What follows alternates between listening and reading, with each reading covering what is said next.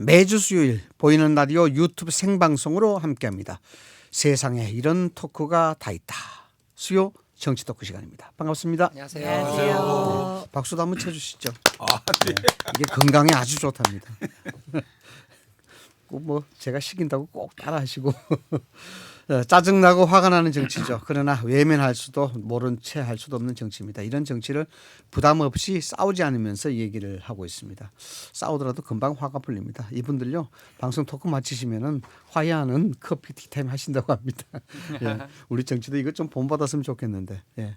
오늘도 진지하고 재밌는 정치 토크 부탁드리겠습니다. 세 분 오늘도 변함없이 모셨습니다. 소개를 해드리는데요. 오늘은 좀 다른 소재로 소개를 해드리겠습니다. 천년이 가도 만년이 가도 변하지 않는 게 뭐가 있을까요? 네, 대답 좀 하시죠. 없습니까? 천년이 가도 뭐 백년이 가도 만년이 가도 변하지 않는 게 돌이죠, 돌. 돌. 예, 변함없는 바위 같은 마음. 예. 이런 것들이 참 그 변하지 사람의 않나요?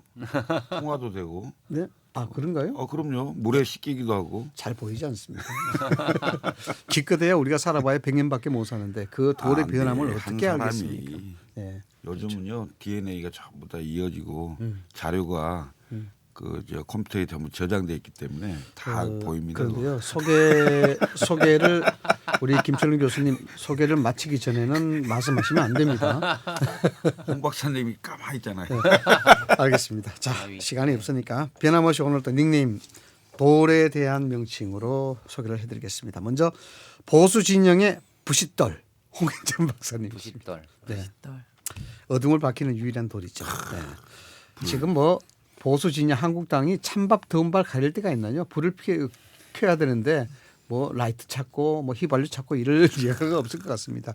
돌이라도 부딪혀서 불이라도 좀 밝혀야 되는 그런 입장이 아닌가라는 생각이 들어서 부싯돌. 그 뭐 가진 게 없으면은 이것저것 가릴 데가 없죠. 그래서 부싯돌로 정했습니다. 마음에 드십니까? 네. 좋습니다. 네. 부싯돌 같은 역할을 하시라고. 네, 홍 박사님.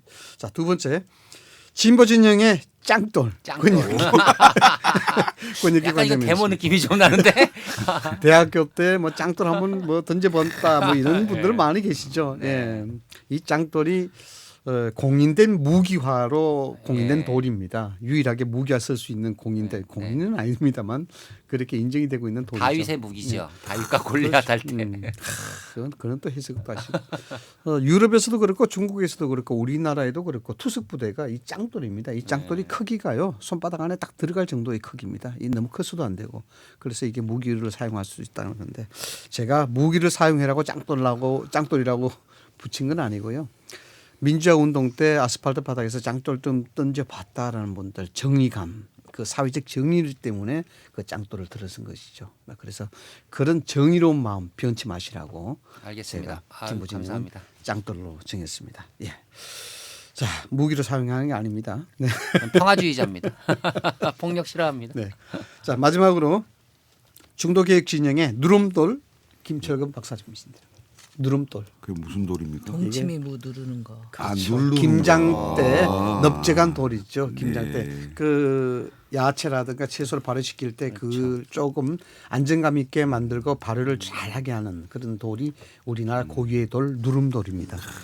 어머니들이 옛날에 그 강변에 가서 누름돌 이 넓적한 돌이죠. 이걸 찾아와서 장독대 안에 넣는 그 누름돌입니다. 중도개혁 진영이 대한민국 정치에서 안정된 그런 역할을 하시라고 누름돌로 정했습니다. 많이 드시죠? 예.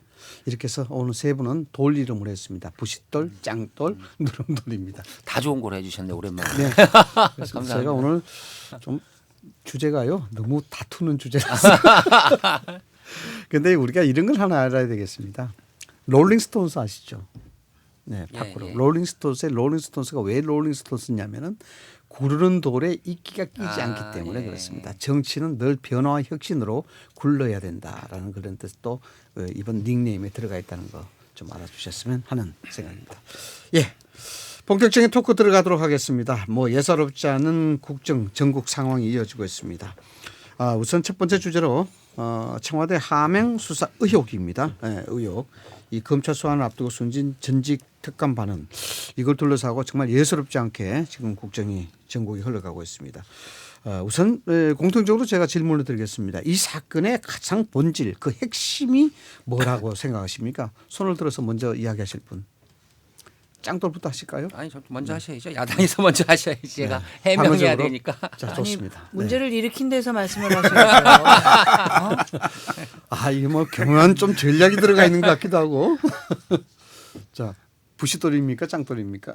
내가 먼저 네. 눌러주면서 이야기를 하시죠. 그럼 누름돌부터. 네.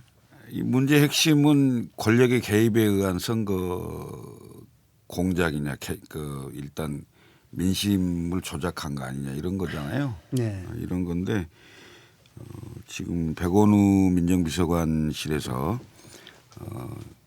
지방선거 직전에 지방선거 전에 당시의 울산시장인 김기현 시장의 본인과 주변의 비위 혐의 첩보를 받아서 그 첩보를 경찰청을 통해서 울산 경찰청으로 이첩을 했다는 거잖아요. 그렇죠. 그러니까 청와대 주장은 통상적인 이첩이었다고 얘기하는 거고 지금 청와대의 해명과 얘기가 잘 안 맞는 게 많아졌어요.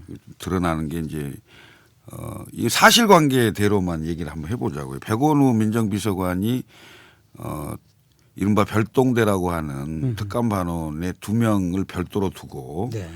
감찰을 했다는 거 아니겠어요? 그리고 근데 이 감찰의 범위가 이 특수관계인이라는 것 그렇죠. 그러니까 민정비서관의 감찰의 범위는 정확히 말하면 민간인과 선출직 공직자는 들어있지 않아요. 네, 직제상. 예. 네. 그래서 이건 이미 그 범위를 벗어난 일이고 그다음에 그 첩보 보고서 자체가 일반이 보통 그 알려주는 그런 수준이 넘어서 거의 전문가 작성의 수준이라는 거죠. 그 무기명으로 우편으로 왔다는데 그 자체도 믿을 수가 없죠. 왜냐하면 사전에 예를 들면 짜고 당신이 무기명으로 넣으시오. 우리가 받아서 처리하겠다. 이런 식의 것도 충분히 상상이 될 수 있고 또 현실화될 수 있는 일이기 때문에 그런 문제. 그리고 이게 울산 그 지금 현 시장이 지금 권력의 핵심부하고의 너무 교분 관계가 두텁죠. 친하다는 거. 네. 그러니까 지금까지 8번의 선거에서 졌고 9번째 승리한 걸로 아는데 내가 횟수가 정확한지 네, 모르겠습니다만 8.9기라고 이야기하죠. 아마 그럴 거예요. 그리고 몇 번에 걸쳐서 선거를 하도 많이 떨어지니까 이제 정치 그만하겠다고 했는데 결국 설득을 한 사람도 문재인 대통령이잖아요. 뭐 그러면 이런 여러 정황들이 결국은 권력을 통해서 권력을 통한 특히 이제 민정수석실의 민정비서관 그리고 특감 반원으로 이어지는 이 청와대 권력이 실질적으로 지방선거 전에 당시 시장의 비사실을 가지고 압수수색도 하고 경찰이 다 수사를 했잖아요. 네. 그래갖고 울산이 완전히 발칵 뒤집혔잖아요. 그래서 뭐라도 있는 것처럼 됐는데 결국 나중에 보니까 다 무혐의야. 없어 아무것도.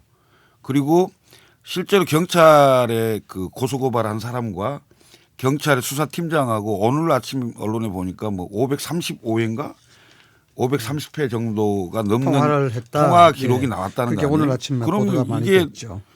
이게 무슨 경찰이 사실상 짜고 고소고발인하고 뭐 그렇게 한 게 아니냐라는 게 드러나는 게 아닌가. 그게 핵심이다. 네. 이런 걸로 봤을 때는 이것은 국가 권력이 사적인 친분 관계에 동원된 게 아니냐. 이건 엄밀하게 말하면 국정농단의 수준으로 갈 수 있는 거죠. 네. 어떻게 홍 박사님 이어서 말씀하시겠습니까?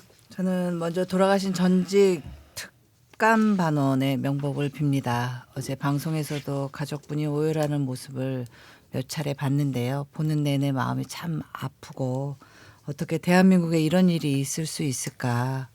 정치에 몸담고 있는 입장에서도 내내 죄송한 마음을 가졌습니다. 네. 이 사건의 본질은 청와대가 불법적으로 선거에 개입해서 선거 공작을 일으켰다. 이것은 국기문란 행위이자 국민을 속인 범죄 행위입니다. 당연히 검찰은 명명백백하게 수사를 통해서 진상을 밝혀야 되고 만약에 현 정권이 선거 개입을 해서 황전농단이나 민주주의 파괴 행위를 했다라고 한다 그러면 이것은 국민에게 책임을 지셔야 되는 거대한 중대한 문제라고 생각합니다. 그리고 지금 말씀하신 거에 한마디만 더 붙이자면 친인척을 감찰하는 게 원래 민정수석실 일인데 특수관계에 있는 사람도 할 수 있다라고 네. 노영민 실장이 얘기를 하셨잖아요.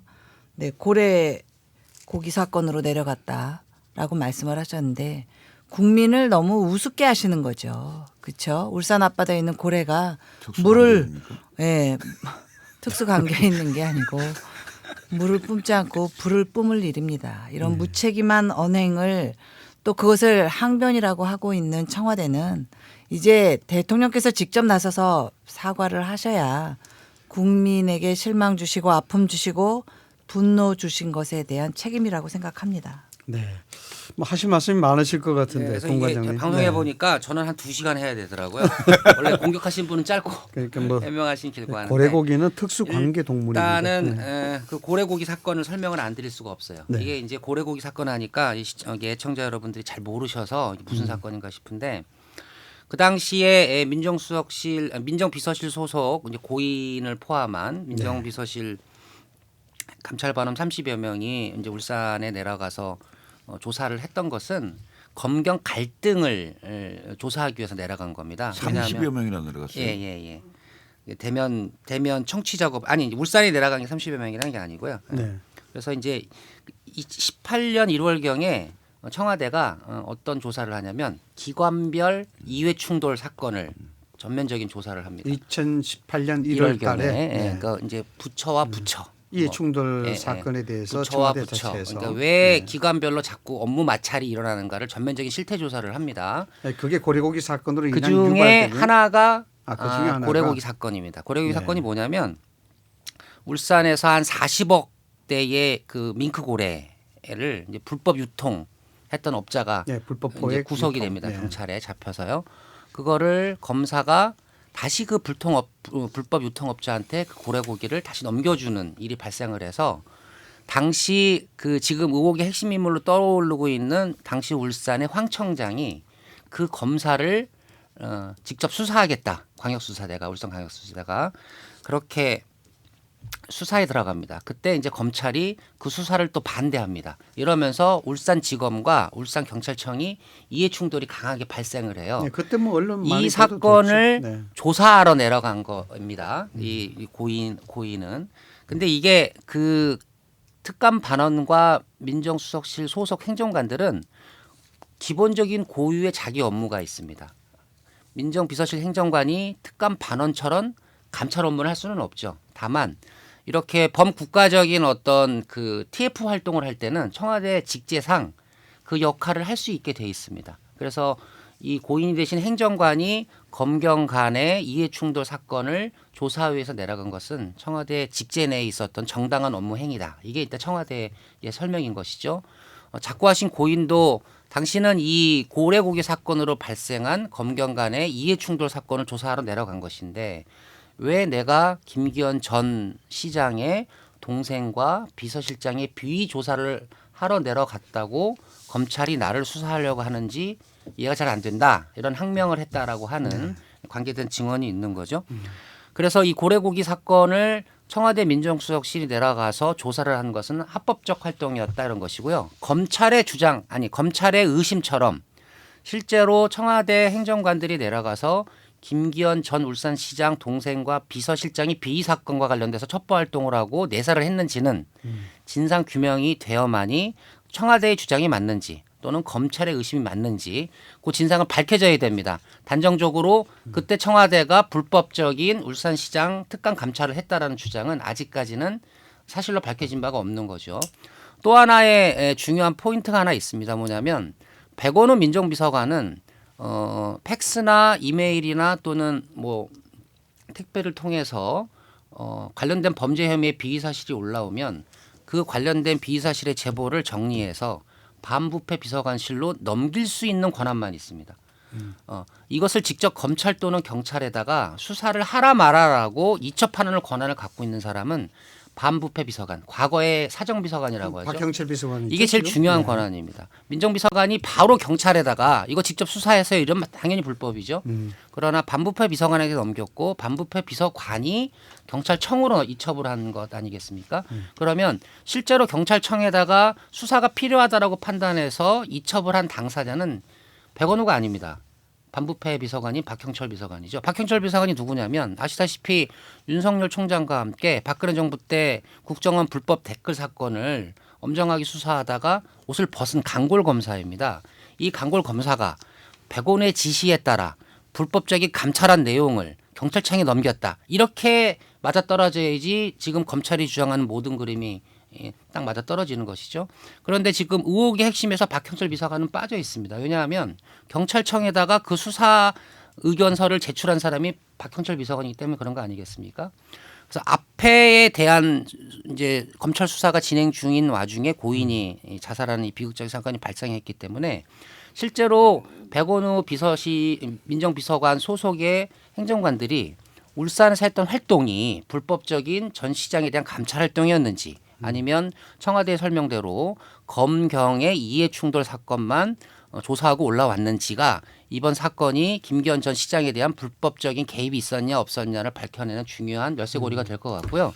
결국은 검찰 수사 결과로 이 부분이 밝혀져야 한다고 봅니다. 아니 근데 뭔 얘기를 하시는지 편 고래 얘기만 하다가 말아요. 근데 사실은 특검반원들이 그러니까 이제 고인을 포함해서 그 울산에 내려가서 시간대별로 청와대가 얘기하는 장문의 메시지를 언론에 보낸 게 있잖아요. 뭐 언론사에서 그 메시지 행로에 따라서 다 가서 추적을 해봤다는 거 아니겠습니까? 해봤는데 청와대에서 밝힌 얘기하고는 다 다르다는 거 아니에요. 해양경찰서에 가서 한 건 맞아요. 근데 그 이후에 광역수사대 울산지검에 가서 누구를 만났다는데 그 경찰대 동기들을 만났다는데 고래고기 사건하고 전혀 상관없는 사람들 만난 거 아니에요. 그런 얘기들이 다 나오고 있는데 지금 모든 사건 말씀하시는 것을 청와대의 그 고민정 대변인이 말씀하신 걸 그대로 그 말로 설명해 주시는 것 같은데 이미 국민들이 그 바보 수준이 아니거든요. 다 알아요. 저는 이 사건을 보면서 어떤 느낌이 들었냐면 박근혜 대통령 때 정윤회 문건 사건이 나왔어요. 정윤회 문건 사건이 나왔을 때 정윤회 문건에 나와 있는 내용을 정리를 했다면 이 불행한 일이 오히려 없었을 수도 있었을 거예요. 근데 누가 이것을 누출했냐고 해갖고 조홍천 박정천인가요? 박경천인가요?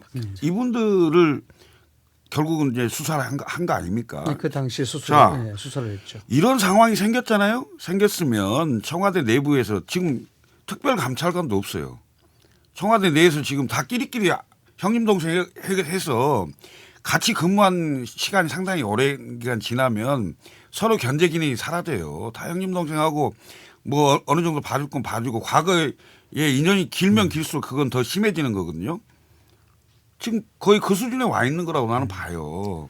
응? 지금 현재 근데 뭐 이제 네. 예, 한마디만 더 드릴게요. 이제 뭐 김철근 교수님의 주장도 아직은 의혹인 거지 단정적으로 보도만 갖고 단정적으로 말씀하시면 아직은 이르다고 보고요. 그 돌아가신 고인이 청와대 행정관으로 근무하시다가 돌아간 곳이 어디죠? 검찰로 돌아갔습니다. 동부지검으로 갔죠. 예, 예. 검찰 수사관으로 복귀를 했어요. 나 지금 고인을 두고 한 얘기는 아니에요. 아니, 잘 말씀 들어보십시오. 그러면 결국은 친정인 분은 청와대 행정관은 단기 근무시고 본인의 고향인 검찰로 돌아가는 수사관이 검찰 수사관이 청와대에 근무할 때에 지금 제가 지금 말씀드린 것처럼 울산지검과 울산청에 그 이해충돌 업무를 조사하러 내려갔는데 일방적으로 경찰 편을 들어서 자신의 친정인 검찰에 해를 지키는 활동을 청와대에서 하다가 본인의 고향이 검찰로 돌아가서 청와대에서 검찰에 해를 끼치는 일을 주장하시는 것처럼 뭐 청와대 내에서 짝짝꿍했다 돌아갔다. 이것도 상식적으로 좀 맞지는 않습니다. 그래서 결과적으로 김 교수님 주장처럼 그런 의혹이 있는 것도 사실이고 제가 설명을 드린 것처럼 아직까지 이것은 의혹 수준이고 청와대의 또 나름 정당한 해명도 있기 때문에 결국은 검찰 수사로 밝혀지겠죠. 박근혜 청와대 때는 검찰 수사를 다 거부해서 결국은 특검으로 갔습니다. 지금 문재인 청와대가 검찰 수사를 거부할 것이냐? 저는 그럴 것 같지 않습니다.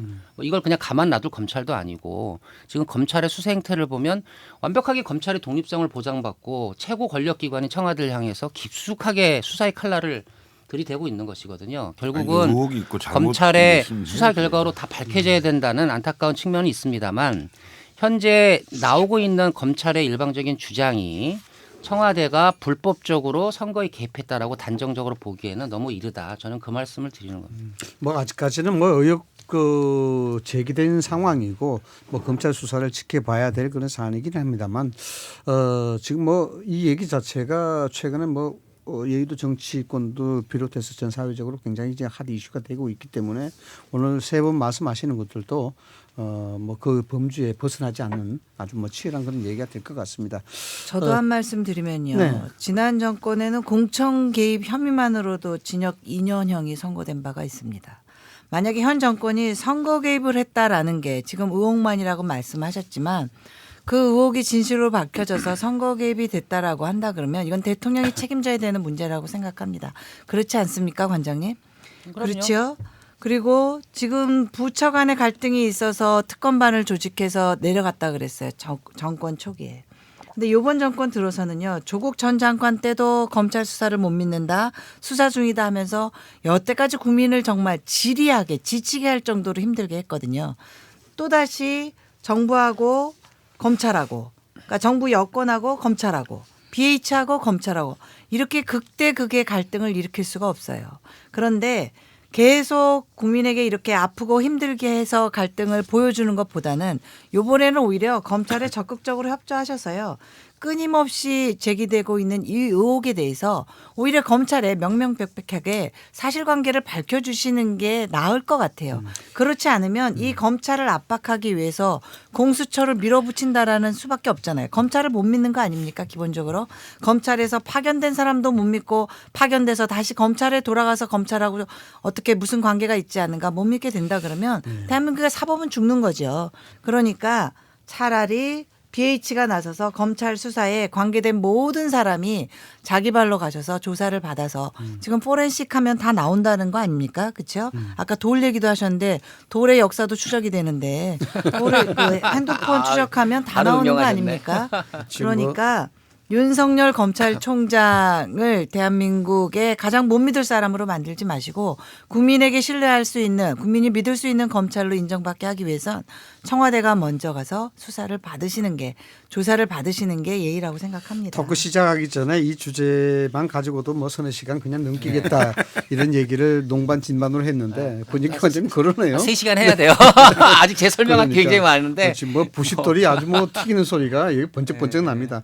지금 벌써 7시 25분 접어들고 있는데요. 지금 주제가 두 가지 더 남아 있습니다. 이 주제가 지금 검찰의 수사가 진행되고 있는 상황이고 원론적인 문제에서 그 개념적 정리를 해봤습니다만 역시나 이 부분이 뭐 개인이라든가 뭐 특정 적파가 파악하고 결론을 내려서는 안 되는 그런 문제다라는 생각이 들어요. 그래서 검찰 수사를 좀 기대를 해봐야 되겠다, 믿어봐야 되겠다는 그런 생각을 좀 합니다. 그래서 이 문제는 여기서 좀 마무리 짓죠. 어떻습니까? 괜찮으시겠습니까?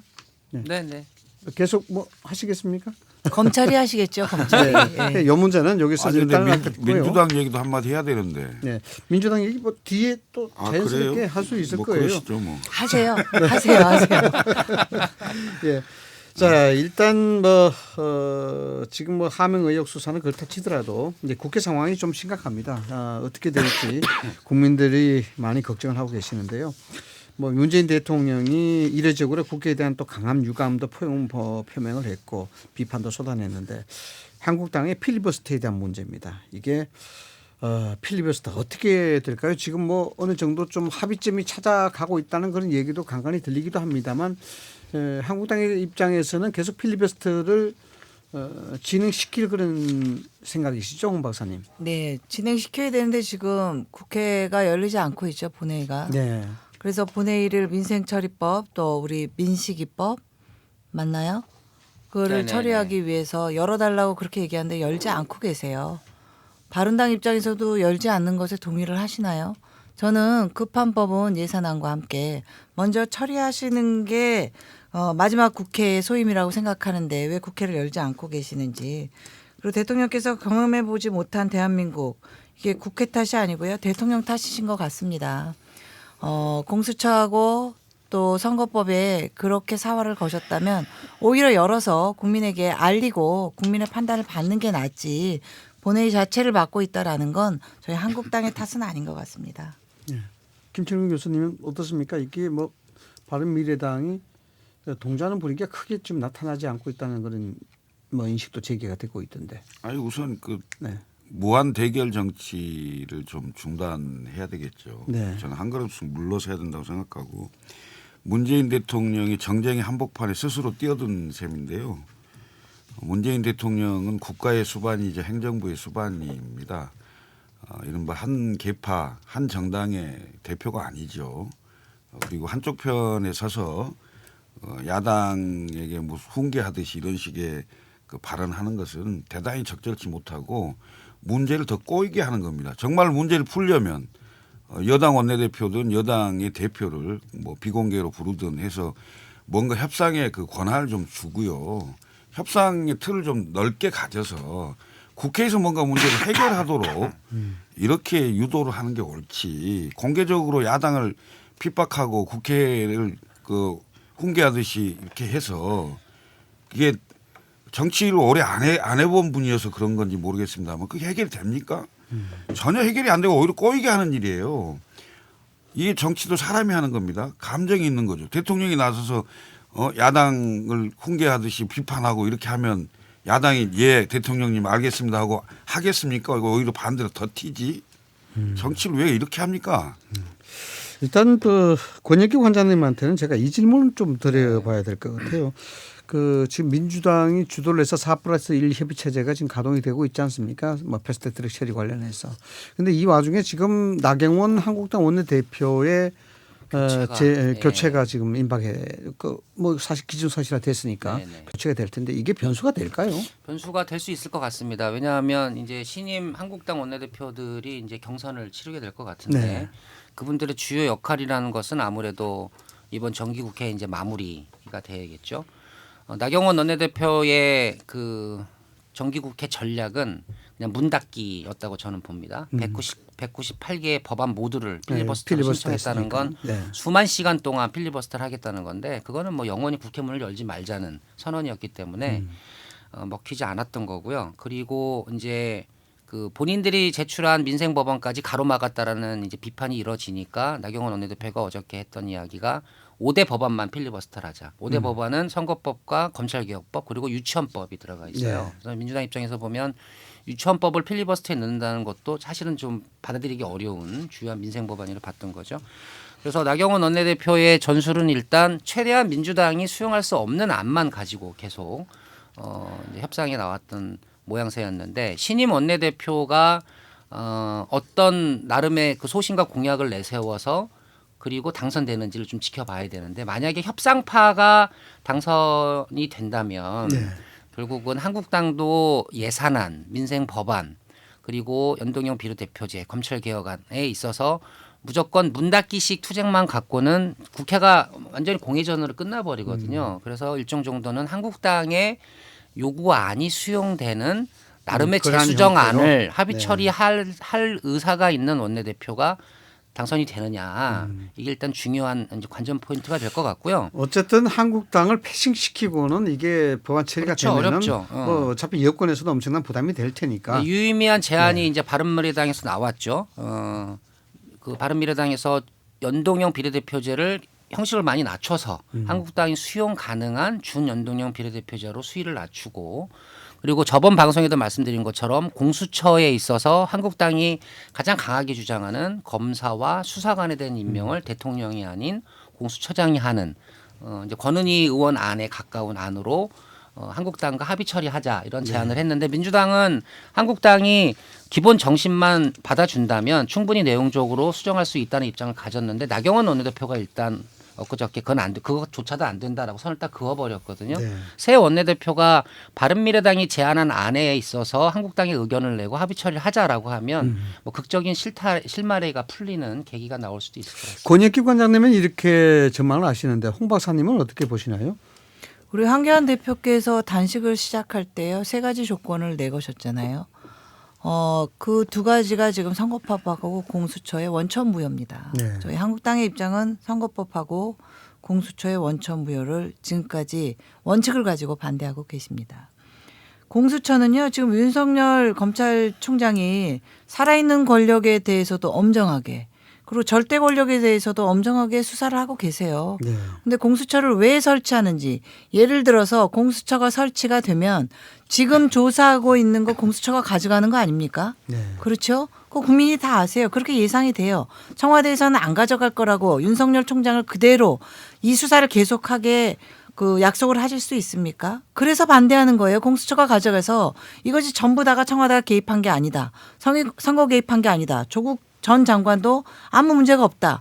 이렇게 하면 우리 국민을 기만하는 거죠. 그래서 공수처 반대하고 있어요. 검찰 또 경찰의 수사권이나 기사권 조정하는 거. 그건 얼마든지 법안에서 할 수 있어요. 공수처를 설치하지 않아도.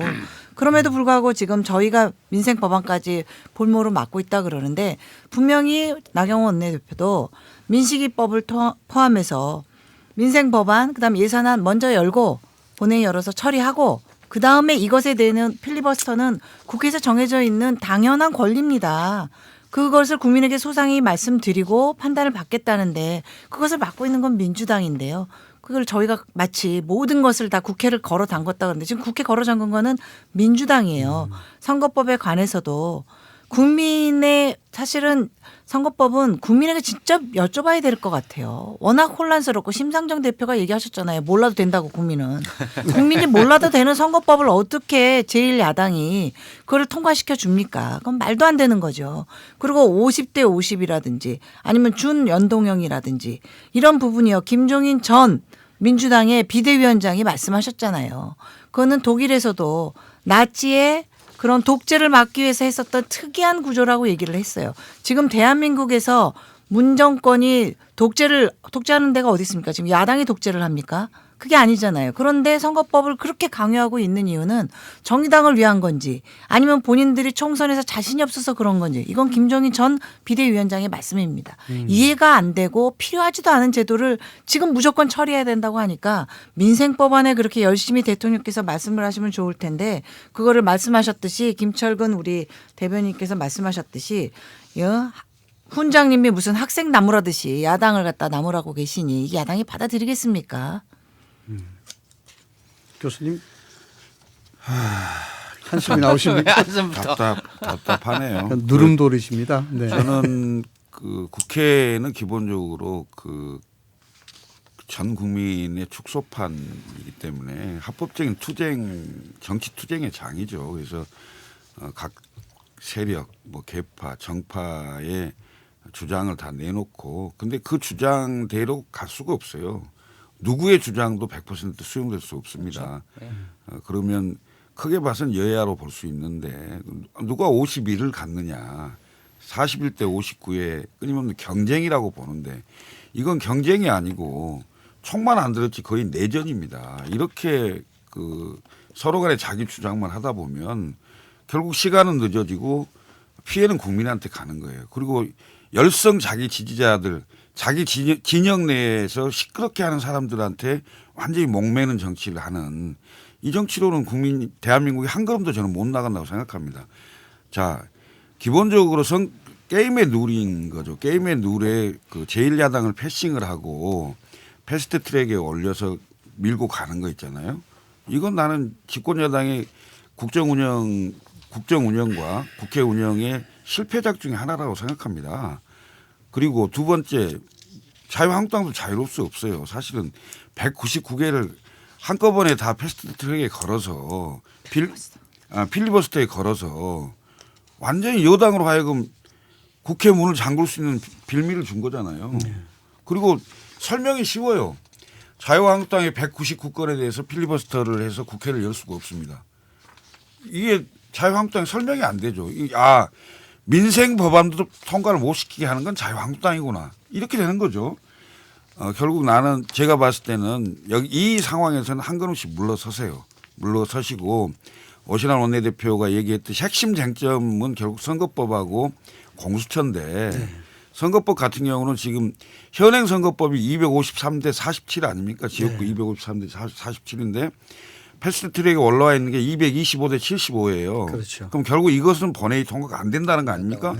이 안 되는 상황에서 결국 수정안이 나와야 되는 상황이죠. 수정안과 합의안에 가까운 것을 지금 그 4+1에서 지금 얘기를 하고 있는 것 같은데 그게 결국 250대 50이에요. 그러면 지역구는 세석 정도죠. 정도 줄어드는 거고 네, 비례가 이제 그 세석 정도 느는 건데 거죠. 이 비례를 단순 병립식 정당 득표율에 따라서 그냥 배분하던 것을 연동을 몇 프로 정도 해서 할 거냐의 차이기 때문에 그러면 연동형을 주장한 사람들은 연동형을 기본적으로 그 대한민국 선거 제도에 도입이 됐다라는 뭐 측면이 있을 거고 거기에 반대한 사람들은 최소한 연동형에 관련된 그 내용들은 그 비율을 거의 극소화시켰다 이런 접점을 찾을 수가 있는 거 아니겠어요? 저는 반드시 접점을 찾아야 된다.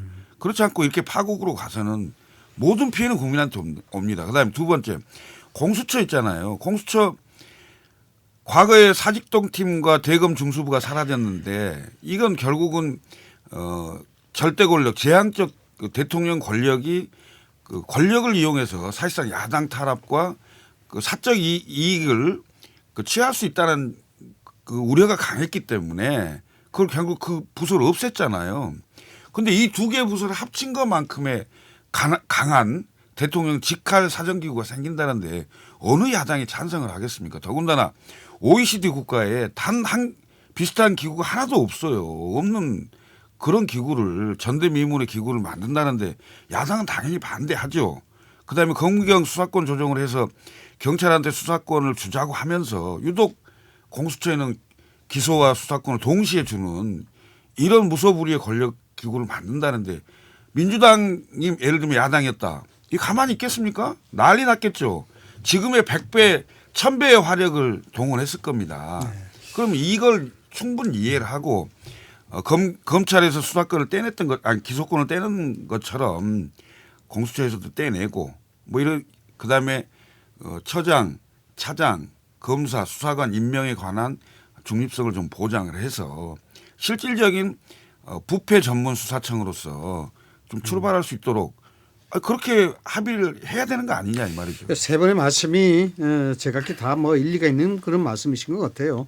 일단 뭐 민주당이라든가 여당 측, 그 일부 야당 측에서는 지금 이 상태로 그대로 패스트트랙 처리한다는 것은 국정 운영에 상당히 큰 부담이 될 것이다. 이런 인식이 좀 있는 것 같기도 하고 반면에 이제 보수 진영에서는 당대표 원내대표의 교체가 임박했습니다만 또 뭐 그것은 그 이후에 또 나타나는 협상 전략이 또 있어야 될 것 같다는 생각이고 바른미래당 쪽에서는 결국 어느 쪽이 다 양보해야 된다 이런 얘기 아니겠습니까? 그래서 드릴 말씀입니다만 권재규 관장님 지금 조금 전에 김철근 대변인께서 이야기하셨던 250도 50안 이 부분이 어느 정도 좀 컨센서스가 만들어져 있나요? 지금 여야 사당 내에서? 일단 이제 원안을 가장 강력하게 주장했던 정의당도 이제 한국당과의 합의 처리의 필요성은 좀 느끼고 있는 것으로 보입니다. 네. 그래서 225석, 75석을 뭐 고집하지 않겠다라는 보도도 일단 나오고 있는 것 같고요. 이제 민주당 입장에서 보면 이해찬 대표가 이야기했지만 제1야당을 패싱하고 선거법을 처리한다는 건 정치적으로 큰 부담이죠. 그리고 이제 황교안 대표 단식 때도 이제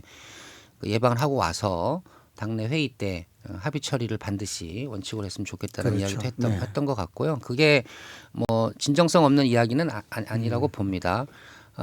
이제 손뼉을 이제 마주쳐야지 박수가 쳐지듯이 아까 그렇죠. 말씀하신 것처럼 박수가 좋잖아요.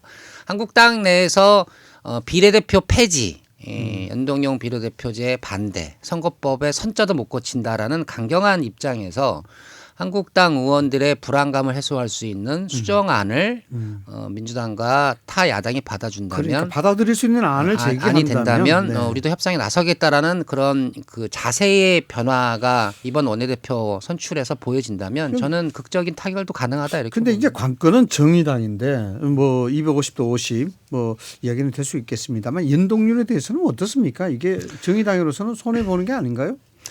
이제 지금의 의석수보다는 아마 준연동형 비례대표제가 도입되면 정의당과 바른미래당의 비례의 확보 숫자는 늘긴 늡니다. 늘긴 늘죠. 늘죠. 네. 100% 연동형으로 갈 경우 한국당과 민주당의 비례 의석수가 대폭 감소하는데 준연동제로 가면 한국당과 민주당의 비례대표 숫자를 일부는 보존이 되고 일부만 일단 배려가 되기 때문에 정의당과 바른미래당 입장에서 보면 이제 처음에 본인들이 원했던 제도보다는 일부 후퇴한 안이긴 하나 전에도 말씀드린 것처럼 선거 개혁, 검찰 개혁이라는 것이 첫 술에 배부를 수는 없을 거라고 저는 보고요. 네. 어떤 그런 선거법 개선의 정신만 일단 받아들여진다면 4년간 시행을 하면서 4년 후에 추가적으로 더 소수 야당이 원하는 방향으로 갈 수도 있고 제도가 문제가 있다고 하면 다시 기존의 선거법대로 돌아갈 수도 있고 언제든지 그건, 협상을 할 수 있다. 이거 계산해 여러 보셨어요? 네.